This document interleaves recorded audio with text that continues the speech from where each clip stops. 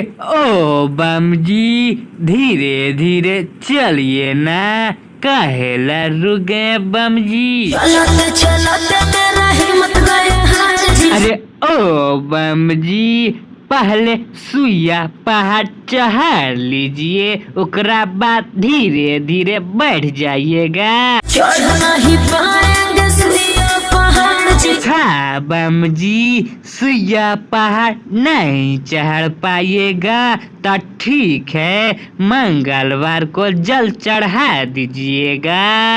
जल चढ़ाना है पहले सोमवार जी। हाँ बम जी, पहले सोमवार जल आपको चढ़ाना है तो सबसे पहले बाबा का दरबार चलिए। कैसे के जाएंगे बाबा दरबार जी। ओ बम जी, चल जाइएगा चल जाइएगा, कुछ नशा कर लीजिए, चल जाइएगा।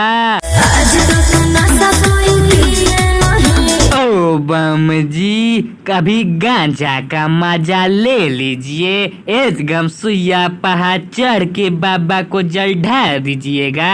गांजा का मजा कभी लिए नहीं। ओ बम जी, गांजा अपना के मजा नहीं लिए तो कैसे देवघर जाइएगा, बाबा का नाम लीजिए चल जाइएगा।